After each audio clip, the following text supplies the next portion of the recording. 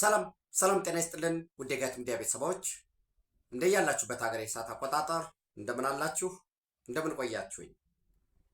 የዕለተ ሐሙስ የካቲት 12 2018 የጋት አጫጭር መረጃዎች ከዚህ እንደሚከተለው ወደ እናንተ ይቀርባሉ። ላይክ አድርጉ፣ ሸር አድርጉ፣ ሀሳብ አስተያየታችሁን አካፍሉ። የጋት ሚዲያ ሜምበር ሁኑ። ጋት ሚዲያን በሱፐር ቻት በሱፐር ታንክስ ደግፉ። እየደገፋችሁ ስላላችሁ የከበረ ምስጋና ይድረሳችሁ። በዛሬው ዕለት ዛሬ የካቲት 12 ነው። በዛሬው ዕለት የካቲት 12 1929 ዓመተ ምህረት በፋሽስት ጣሊያን ካሁኑ የአዲስ አበባ ዩኒቨርሲቲ በወቅቱ የገነተ ልዑል የራስ መኮንን ያው ከአባታቸው ነው አፄ ኃይለ ሥላሴ የተቀበሉትና በዛ ግቢ ፋሽስት መንግስት አዋቅሮ ነበር። ያው በኢትዮጵያ የፋሽስት ጣሊያን አስተዳደር ተወካይ ኃላፊ ማርሻል ሩዶልፍ ግራዚያኒ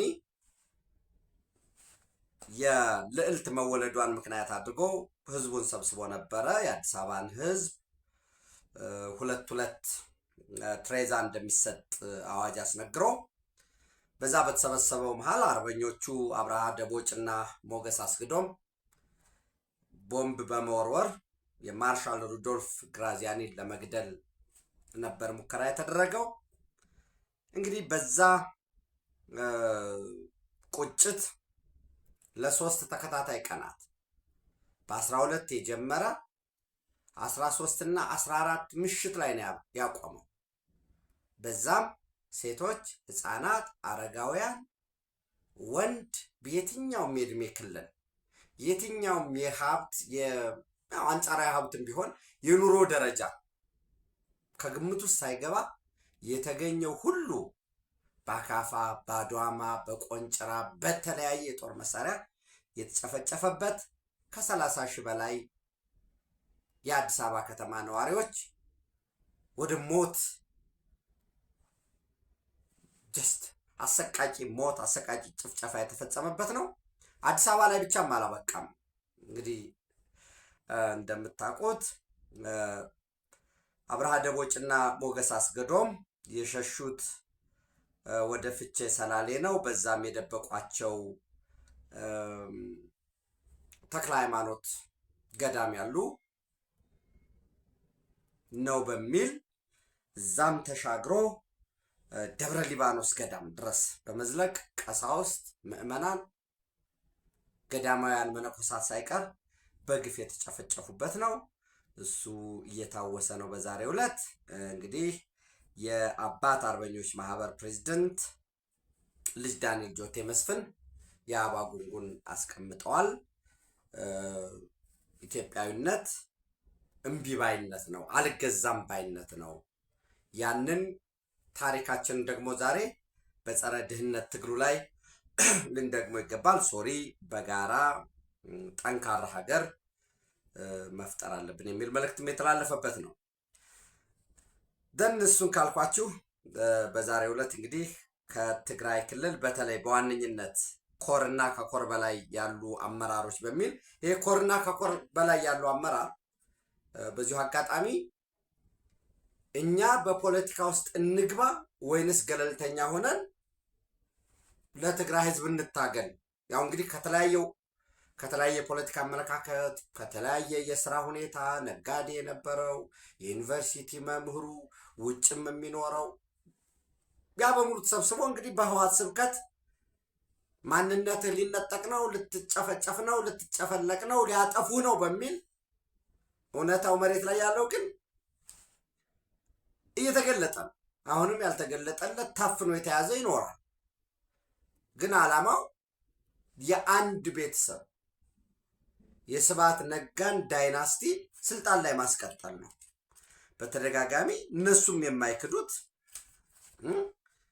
ደብረጽዮን ገብረ ሚካኤል የስብሃት ነጋ እህት ልጅ ነው። ራሱ ከላይ ስብሃት ነጋ አለ። ዶክተር አብርሃም ተከስተ የስብሃት ነጋ የልጅ ባል ነው። አለም ገብረዋህድ የስብሃት ነጋ የእህት ልጅ ባል ነው። ቅዱሳን ነጋ የስብሃት ነጋ እህት ነች። ጸጋዬ በርሄ የስብሃት ነጋ እህት ባል ነው። ፕሮፌሰር ክንዲያ እንኳ ወደዚህ መጥተዋል። ዞሮ የስብሃት ነጋ ወንድም ልጅ ባል ናቸው። ፈትለወርቅ ገብረ እግዚአብሔር፣ ዳዊት ገብረ እግዚአብሔር የስብሐት ነጋ ወንድም ልጆች ናቸው። አባይ ፀሐዬ ነፍሳቸውን ይማር የስብሐት ነጋ ወንድም ልጅ ባል ነው። አርከበ ቁባይ፣ ዶክተር አዲስ ባሌማ። ይሄ ብንሰበስበው እዛ ህወሓት ውስጥ ያለው አስኳል 100 ቢሞላ ስብሐት ነጋ አክቹዋሊ ፊውዳል ልጅ ናቸው። ፊውዳልን ልታገል ነው ብለው ነው የሄዱት፣ ግን ፊውዳል ናቸው ራሳቸው። ፓርቲያቸውም የጭቁን ህዝቦች የትግራይ የጭቁን ህዝብ ልታገል ነው ያለ፣ ግን ትግራይን እንደ ማሳዣ እንደ ቀብድ ይዞ እንደ መሰላል እየረገጠ ህዝቡን በባርነት ቀይሮ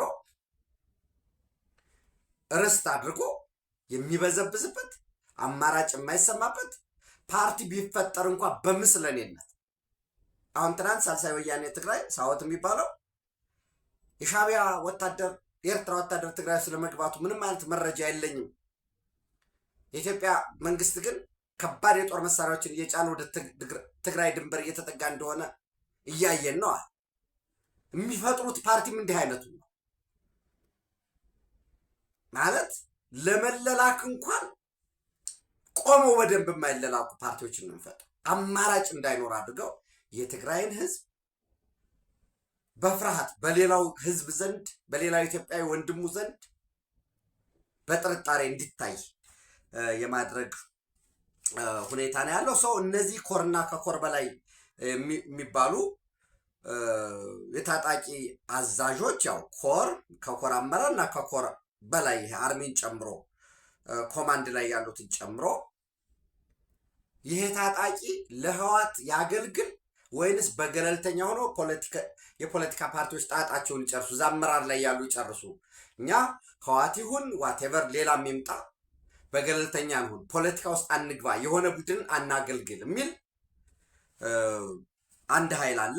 ወይም ጥቂቶችም ቢሆኑ እነ ጀነራል ጉሽ ገብረ የአርሚ 15 መቀመጫውን አዲግራት ያደረገው የአርሚ 15 አዛዥ የነበረ ነው። አይ ቲንክ ኮማንደርም ነው። ጀስት እንግዲህ በአብዛኛው የሚጽፉት ኮሎኔል እያሉ ስለሆነ ኮሎኔል ብዬ ልሄድ። ዝሮ ግን ኮማንደር ንጉስ ገብረ መድህን ወይ በቅጽል ስሙ ወለጋ ብለው የሚጠሩት አስቀድሞ ያልኳቸው ኮሎኔል ብለው የሚጠሩት ይሄ አርሚ 22 የሚባለው አዛዥ የነበረ ነው። ጀነራል ከበደ ፍቃዱ ታስታውሳላችሁ፣ በሰሜኑ ጦርነት ወቅት ጋሸና ሲደርሱ መግለጫ ሰጥ የነበረው ማለት ነው። አሁን ዛሬ ጋሸናን ይዘናል፣ በቀጣይ 2 ቀን ወረታን ተቆጣጥረን ባህር ዳርን እንዛለን። በዚህ በኩል ያለው እያለቀ ነው። ከወረታ ደግሞ ወረታ ጎንደር መስመርን ዘግተን ወደ ጎንደር ተመልሰን በዚህ ደግሞ በዛሬማ በኩል ሊመጣ የነበረው ጭና ላይ የተመታው ኃይል ያኛው ይመጣል። ያው 3 አርሚ ነው የነበረው፣ አርሚ 1 አርሚ 2 እንደ አርሚ 3 የሚባለው። አርሚ 1 በዚህ በወልቃይት ሳይድ ያለውን ውሰዱ። አርሚ 2 ገሚሱ በዛሬማ በኩል አር ኦፍ ኮርስ የአርሚ 1 አካል ነው። በዛ በጠለምት ይመጣ የነበረው ባዳርቅ አድርጎ ዛሬማ ወደ ደባርቅን ተቆጣጥሮ ጎንደር ከጎንደር ወደ መተማ አድርጎ ከሱዳን ጋር ለመገናኘት ወልቃይትን ሙሉ ለሙሉ ሰርክል ለማድረግ ለመቆጣጠር የሚያስበው አርሚ 2 በሁለት አቅጣጫ ይመጣ የነበረው ማለት ነው። አንደኛው በላይ በሰቆጣ አድርጎ ላሊበላን ይዞ ጋሸና እና ወደ ደብረታቦር ወረታን የመያዝ፣ አንደኛው ደግሞ እዛው አርሚ 2 ነው ኮምቦልቻ በወልዲያ በኩል ይመጣና ልክ ከወልዲያ ወደ ደሴ የሚታጠፍ፣ ሌላው ሶስተኛው ደግሞ በዛ በውስጡ የተለያየ አደረጃጀት ኖሮት በጭፍራ አፋርን የመቆጣጠር ዘን የኢትዮ ጅቡቲ ምድር ባቡርን that was their plan anyways። በዛ ውስጥ ጀነራል ከበደ ፍቃዱ በጋሸና በኩል የነበሩ ናቸው። ከፍተኛ አመራር የሚባሉ ናቸው ማለት ነው።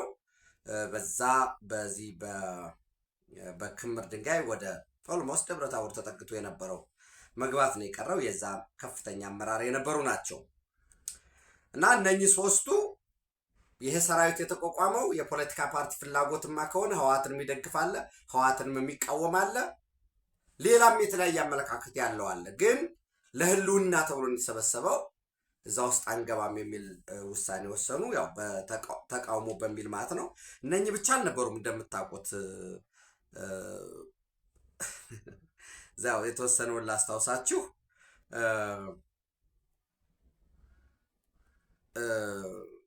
ለምሳሌ በዚህ ውስጥ ከነበሩት ውስጥ የአርሚ 50 አዛዥ ጀነራል በየነ ገብርሄር ወዲያን ጥሩ የሚባሉ አሁን የትግራይ ሰላም ኃይል ወይም ቲፒኤፍ የዛ አዛዥ የሆኑት፣ የአርሚ 15 አዛዥ አስቀድሜ ያልኳችሁ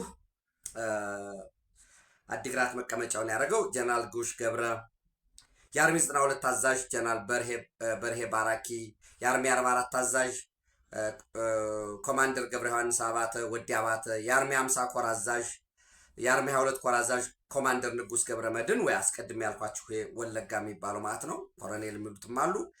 የአርሚ 43 ኮር አዛዥ በርሄ አዴት፣ በዛው ውስጥ እዛው አርሚ 43 ውስጥ ገብረ ጊዮርጊስ፣ ንጉስ ገብረ ጭርቆስ፣ እነኚህ ሌሎችም ተቃውሞ የነበሩ አሉ። አንዳንዶቹ በይቅርታ ተሳስተናል በሚል እንዲመለሱ የተደረጉ አሉ። ከነዚህ ውስጥ ጀነራሎቹ ወይም የጦር አዛዦቹ ሶስቱ አዲስ አበባ መግባታቸው ተረጋግጧል። ይህን ተከትሎ እነዚህ ሶስት የወታደራዊ አዛዦች ጀነራል ጉሽ ገብረ፣ ኮሎኔል ንጉስ ገብረ ምድር ወይ ኮማንደር፣ ጀነራል ከበደ ፍቃዱ ወደ አዲስ አበባ እንዲሄዱ የተባበሩት በሙሉ ተጣርቶ በአስቸኳይ ተጣርቶ በቁጥጥር ውስጥ እንዲውሉ የሚል ትዕዛዝ የትግራይ ጊዜያዊ አስተዳደር የጸጥታ ቢሮ ኃላፊ፣ በነገራችን ላይ ጸጥታ ቢሮ ኃላፊው እንዲታጠፍ ወይንም ይሄ የጸጥታ ቢሮ የሚለው ወታደራዊ ቢሮ እንዲሆን ዛሬ ስብሰባ ህወሓት አስቸኳይ ስብሰባ እያደረገ ነው። እሱን መለስበታለሁኝ።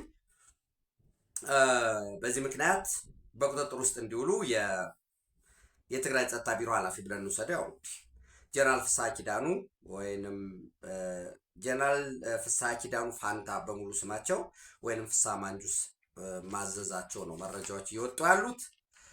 በተመሳሳይ በነገራችን ላይ ከትናንት በስቲያ ዛሬ 12 አይደለ፣ በ10 ህወሓት አጽቢ ወረዳ ይሄ ዛሬማ የሚባል ቀበሌ ያለ ወይ ጣቢያ፣ እዛ አካባቢ ህወሓት ቀብሯቸው የነበሩትን መድፎች፣ ታንኮች፣ ሞርተር ዙ 23 ሌሊት 5-6 ሰዓት ላይ ወደ አዲግራት ይሄ አጉላ ማሰልጠኛ የነበረበት እንዲለቁና አዲግራት አጉላ ላይ ያለው የሻዕቢያ ጦር እንዲገባ ተወስኗል። አጉላ ማሰልጠኛ ይሄ አርሚ 60 የከባድ ጦር መሳሪያ ማሰልጠኛ የነበረ አንድ ካምፕ ነው እና ወደዛ አንቀሳቅሷል። እንግዲህ ወደ አዲግራት ምናልባት ከሻዕቢያ መካናይዝድ ጋር ለመደረብ ወይንስ ምን የሚለውን እሱን ደግሞ ፎሎ አፕ እናደርጋለን ማለት ነው። መረጃ ወደ እናንተ አደርሳቸዋለሁ። በተመሳሳይ የትግራይ ክልል ፖሊሶቹ እነዚህ መደበኛ ፖሊሶች አስቀድመው በሰሜኑ ጦርነት ወቅት ፖሊሶች አልዘመቱም በሚል ጥርስ ተነክሶባቸው ነበር። ፖሊሶችም ያልተከፈለን ደሞዝ አለን ይከፈለን ያው ሰልፍ ሲያደርጉ ነበር። የለም ፖሊሶቹ ሌላው በሙሉ ልዩ ኃይሉ፣ ሚሊሻው፣ ገበሬው፣ ወጣቱ ሲዋጋ እናንተ ግን እኛን ተቀላቅላችሁ አልተዋጋችሁም በሚል ጥርስ ተነክሶባቸው ነው የኖረው። አሁን የክልሉ ፖሊስ ወይም የጊዜያዊ አስተዳደሩ ፖሊስ ኮሚሽን በሙሉ በክልሉ ያሉ ፖሊሶችን ለሶስት ከፍሏቸዋል። ምድብ ሀ፣ ምድብ ለና ምድብ ሐመሮሃ ወይንም ክላስ ኤ ቢ ሲ ብሎ ማለት ነው። እነዚህ ክላስ ኤ ተብሎ የተለዩት በኤ ውስጥ የተመደቡ ፖሊሶች ዛሬ 12 ነው፣ ነገ አርብ 13፣ ቅዳሜ 14 እስከ እሁድ በየተመደቡበት ግንባር እንዲሄዱ ትዕዛዝ ተሰጥቷቸዋል። ምድብ ሀ የሚባሉት ማለት ነው እንዲያውቁ ተደርጓል። አንተ ምድብ ሀ ነህ፣ አንተ ምድብ ለ ነህ፣ አንተ ምድብ ሐመሮሃ ነህ።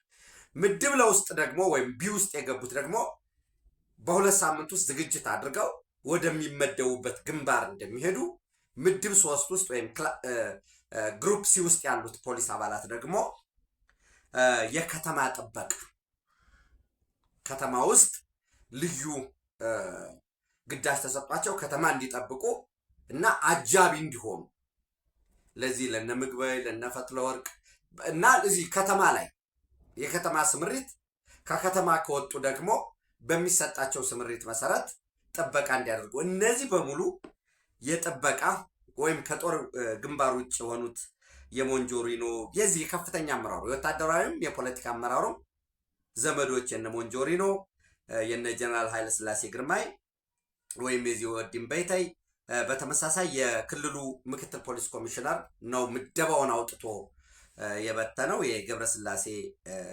በላይ አይ ቲንክ ስሙን ካልተሳቱ የሱ ዘመዶች ናቸው በሚል ኤ ላይ ተመድበው የነበሩ በስህተት ለምሳሌ ወደ ሲ ያስቀየሩ ነው። ቢ ላይ ተመድበው የነበሩም ወደ ሲ ያስቀየሩ ነው። ኤ ላይ የተመደቡ ደግሞ ለምንድን ነው ወደ ኤ የተመደብን አንዋጋም አንሄድም የሚል ቅሬታም እያቀረቡ ነው ያሉት። እንግዲህ በዛሬው ዕለት አስቀድሜ እንዳልኳችሁ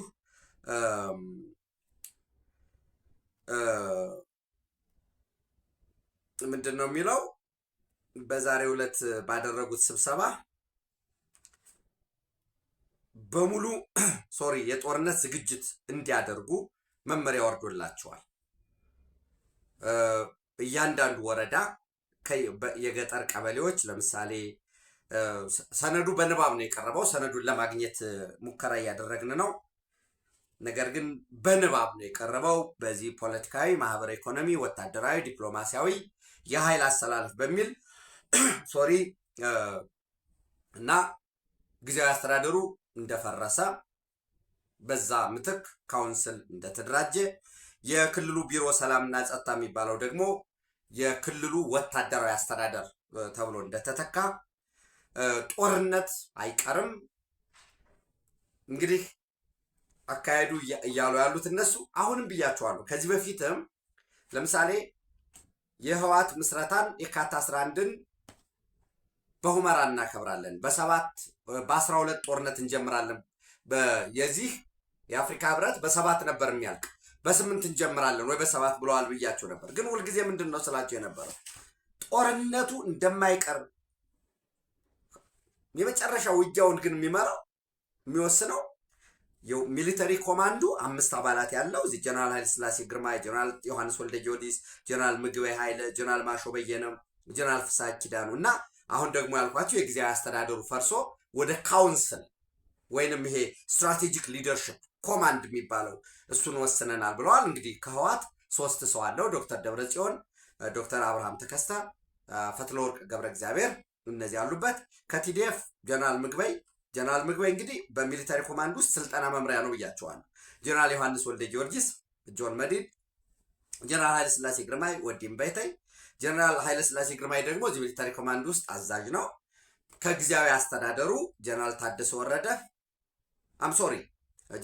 ወረደ ተነስቷል።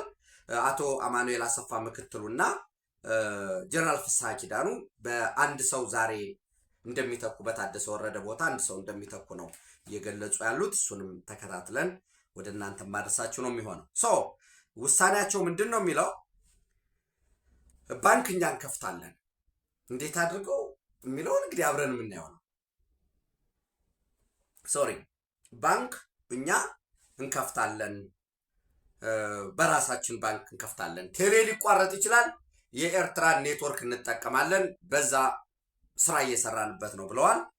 መብራት የተከዜን ግድብ ሙሉ ለሙሉ እንጠቀማለን የሚል አለ። ኦነግ ጋር ፋኖ፣ አዴን፣ የአገው ዲሞክራሲያዊ ንቅናቄ አዴን፣ የጉምዝ ታጣቂ ኦብነግን ጠቅሰው ከነሱ ጋር አብረን ከ8 ኢትዮጵያ ውስጥ ካሉ ታጣቂ ድርጅቶች ጋር እየሰራን ነው የሚል አስቀምጠዋል። በተመሳሳይ ከኢትዮጵያ መንግስት ጋር ከብልጽግና ጋር አጀነስት ከሆኑት ከኤርትራ ጋር ጨምሮ ከሌሎችም ጋር እየሰራን ነው የሚል ሪፖርት አቅርበዋል። ሻቢያና ፋኖ አብረን እየሰራን ነው፣ የሻቢያ ጦርም ገብቷል፣ የፋኖም ጋር አብረን እየሰራን ነው በሚል ትናንት ሳልሳይ ወያኔ ትግራይ መግባቱን አላረጋገጥኩም ያሉትን እንግዲህ እነሱ ራሱ አረጋግጠዋል። ይሄ ወደ ግንባር ያለው ክተት በሙሉ አሁን እስከ 15 እንጨርሳለን በሚል የተቀመጣለ። በእያንዳንዱ ገጠር የሚኖር እያንዳንዱ ቤተሰብ 25 ኪሎ እህል፣ ጥራጥሬ፣ 1 ኪሎ ቆሎ፣ በከተማ የሚኖረው ደግሞ በርበሬ፣ ሽሮ፣ ማር ከገጠርም ጨምሮ ያለው ማለት ነው። ውጊያ በ16 እንጀምራለን ብለዋል። ጀስት እንጀምራለን ብለዋል ነው እንጂ ያልኳችሁ በ16 ይጀምራል እያልኩ አይደለም። በተመሳሳይ ሁሉም በዲዲአር ይወጣል። ከዚህ በፊት ታጋይ የነበረ የመከላከያም ዋቴቨር የነበረ የትራፊክ ፖሊስ ተመላሽ ታጋይ በዲዲአር ይወጣ ሁሉም በአጭር ጊዜ እስከ 15 ባልኳችሁ ልክ ለፖሊሶች ምድብ ላይ ያሉት እንደተሰጠው እስከ 15 እንዲገቡ፣ ከዛ ውጭ ግን በዚህ ያልተሳተፈ ያለው በሙሉ የተሰጠው መሬቱ ይቀማል፣ ስራም ካለው ከስራ ይሰናበታል። ኢቨን ከትግራይ ሁሉ እናባራለን፣ ድል እናደርጋለን እያሉ ነው። እንግዲህ ማለት የምችለው በዚህ ረገድ ጦርነት አይጠቅምም፣ ሻዕቢያም አያዋጣችሁም ነው። እንግዲህ ዛስ ኦል ያለው ይሄ ነው እስካሁን ባለው ማለት ነው። ዘን ወደ መካከለኛው ምስራቅ ስንሄድ በቀጣይ ሳምንት የእስራኤል ፕሬዚዳንት ወደ ኢትዮጵያ ይመጣሉ። ያው እንግዲህ ምንም ሲመጡ ምን ንግግሩ ምን ሊሆን እንደሚችል የምታውቁት ነው። ኢሳቅ ሄርዞግ ወደ ኢትዮጵያ ይመጣሉ። በአጠቃላይ የተለመደው የሁለቱ ሀገራት ታሪካዊ ግንኙነት፣ የንግድ የኢንቨስትመንት ግንኙነትን ማጠናከር፣ እስራኤል በምትታወቅበት የመስኖ ይሄ ጠብታ መስኖ፣ የግብርና የማይኒንግ ልምድ መለዋወጥ፣ በዚህ በቴክኖሎጂ በአርቲፊሻል ኢንቴሊጀንስ በኢንቨስትመንት የሁለቱን ሀገራት ማሳደግ፣ እነዚህ ክላሲክ ዲፕሎማሲ የሚባሉት ናቸው። ዋነኛው ግን እንግዲህ ይሄ ቀይ ባህር ቀጠና በአዳዲስ አሰላለፍ ውስጥ ነው ያለው። በተለይ እስራኤል ለሶማሊላንድ እውቅና መስጠቷን ተከትሎ በአንድ በኩል ሳውዲ አረቢያ፣ ቱርክ፣ ግብፅ፣ ሶማሊያ እነዚህ ጀስት ወጥረው ሙሉ ጅቡቲም አለበት የሶማሊያ የግዛት አንድነትና ሉዓላዊነት ሊጠበቅ ይገባል፣ በፍጹም ሶማሊላንድ የምትባል ሀገር መኖር የለባትም በሚል ያስቀመጡት አለ። አይ ቲንክ ለዚህ ረጅብ ጣይብ ኤርዶጋንም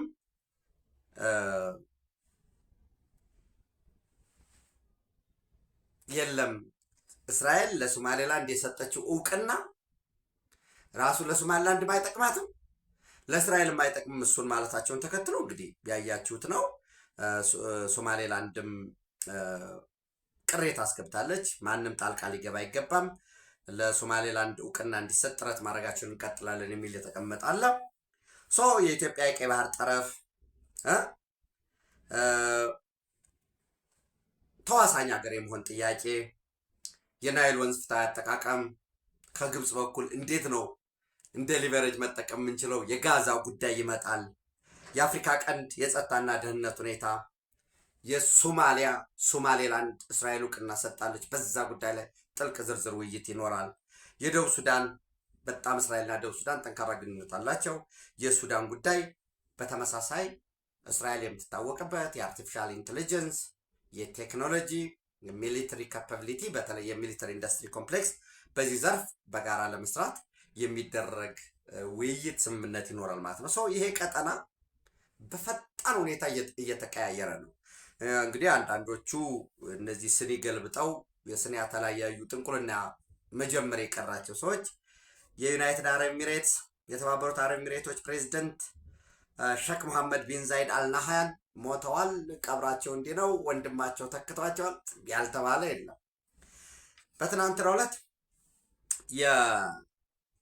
የሳውዝ ካሮላይና ሴናተር የሆኑት ከ2003 ጀምሮ ለ23 ዓመታት ደቡብ ካሮላይናን ወክለው የሴኔት አባል ናቸው። የሪፐብሊካን ፓርቲ አባል ከዶናልድ ትራምፕ ጋር ደግሞ በጣም ጠንካራ ግንኙነት ያላቸው ሰው ናቸው። እንግዲህ ትዊተር ገጻቸው ላይ ገብታችሁ ልታዩት ትችላላችሁ። ሊንዳሴ ግራም ምንድን ነው የሚሉት? ከዩናይትድ አረብ ኤሚሬት ፕሬዚደንት ጋር ተወያይተናል። ከሼክ መሐመድ ቢን ዛይድ አልናህያን ጋር በሙሉ ጤነኝነት በጤና ላይ ነው ያሉ። በፕሬዚዳንቱ ላይም በዩናይትድ አረብ ኤሚሬት ላይም ሰፊ ዘመቻ እየተከፈተ ነው። ይሄ የሆነው ዩናይትድ አረብ ኤሚሬት የአብርሃም አኮርድን በመስማማቷ ነው እና በአብዛኛው ፕሮፓጋንዳው የሚመጣ ከሳውዲ አረቢያ በኩል ነው በሚል የወቀሱት አለ። በተመሳሳይ ቤንጃሚን ኔታንያሁ የእስራኤል ጠቅላይ ሚኒስትር እጅግ ደስተኛ መሆናቸው፣ ዩናይትድ አረብ ኤሚሬት እና እስራኤል ያላቸው ግንኙነት በጣም ጠንካራ መሆኑን ገልጸዋል። እኚህ የደቡብ ካሮላይና ተወካይና የአሜሪካ ሕግ መወሰኛ ምክር ቤት አባል ሴናተር ሊንዳሴ ግራም ዛሬ ወደ ጅዳ ሳውዲ አረቢያ አቅንተዋል። እንግዲህ እነዚህ በሙሉ እዚህ ዩናይትድ አረብ ኤሚሬት ጋር እኚህ ሴናተር ሲወያዩ ስለ ሶማሊላንድ ይነሳል፣ ስለ ኢትዮጵያ ይነሳል፣ ስለ ቀይ ባህር፣ ስለ ቀጠናዊ ሰላም ከሆነ ስለ ናይል አጠቃቀም ይነሳል። እንግዲህ አንድ የመረጃ የዩናይትድ አረብ ኤሚሬት የዜና ወኪል ምንድነው ያለው? ቦዝ ሜን ዲስከስድ ሪጂናል ዲቨሎፕመንትስ ቀጠናዊ አሁን ያለበትን ሁኔታና and joint effort to promote peace in the Middle East። ስለዚህ ማን ይወራል ማለት ነው? ስለ ኢራን ይወራል፣ ስለ ቀይ ባህር ይወራል፣ ስለ ናይል ይወራል፣ የሳውዲ አረቢያ ጉዳይ ይወራል፣ የኢራን ጉዳይ ይወራል። በነገራችን ላይ ሴናተር ሊንዳሴ ግራም በሴኔቱ የሚታወቁት አሜሪካ በሩሲያ ላይ በቱርክ ላይ እና በኢራን ላይ ማዕቀብ መጣል አለባት፣ የኢራንን መንግስት ለማስወገድ ትክክለኛው ጊዜ አሁን ነው በሚል ንግግራቸው ነው የሚታወቁ። ሰው አዳዲስ ዲቨሎፕመንቶች አሉ። የኢስሐቅ ሄርዞግ የዚህ የሴናተሩ ጉዞ፣ የህወሓት የጦርነት ዝግጅት፣ የጀነራሎች ወደ አዲስ አበባ መግባት፣ እነዚህን አጠቃላይ ስናጣምረው የሚሰጠን ሚኒንግ አለ። በጋት ውሎ በጋት ዕለታዊ ተጨማሪ መረጃ የምሰጣችሁ ይሆናል። ኢትዮጵያ በክብር ለዘላለም ትኑር። ታንኪዩ